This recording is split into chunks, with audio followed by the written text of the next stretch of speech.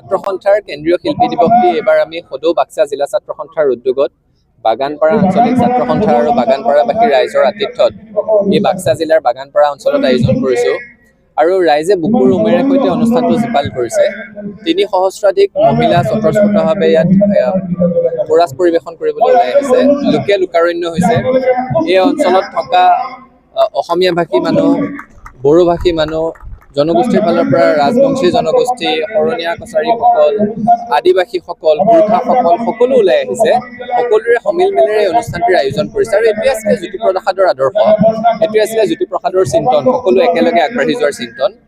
আমাৰ মাজত প্ৰায়ে দেখোঁ যে আমাৰ দ্বন্দ্ব হয়, ভাল বড়ো হৈ ভাল অসমীয়া হ'ব পাৰি নোৱাৰি, ভাল ভাৰতীয় হ'ব পাৰি নোৱাৰি, ভাল অসমীয়া এজন ভাল ভাৰতীয় হ'ব পাৰে নোৱাৰে, এনেকুৱা প্ৰশ্নই আমাৰ জাতিটোক বহু দশক জোকাৰি গৈছে।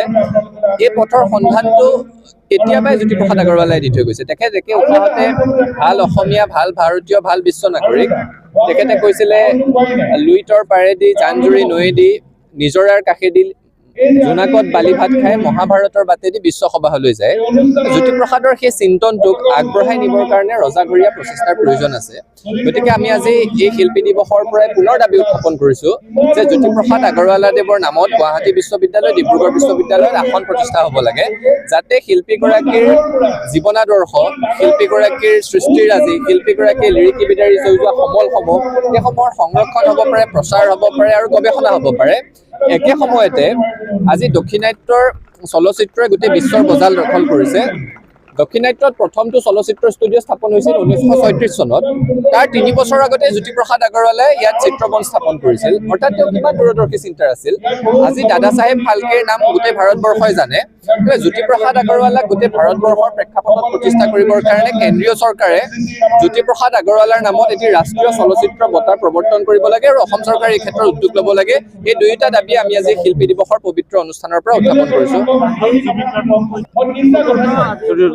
আজি জুবিন গাৰ্গৰ মৃত্যুৰ যি আদালতত গোচৰ চলি আছে তাৰ ৪ৰ্থ শুনানিৰ দিন। ইতিমধ্যে সকলোৱে এই কথাটো কৈ আছো যে প্ৰাণৰ শিল্পীগৰাকীয়ে ন্যায় পাব লাগিব। মুখ্যমন্ত্ৰীগৰাকীয়ে প্ৰথম কৈছিল হত্যা হৈছে বুলি। অসমৰ ৰাইজে হত্যাকাৰীৰ শাস্তি বিচাৰিছে। SIT-য়ে তদন্ত কৰিলে, চাৰ্জশ্বিট দিলে, কিন্তু এতিয়া চৰকাৰৰ দায়িত্ব শেষ হৈ নাযায়, চৰকাৰৰ দায়িত্ব বাঢ়িলহে।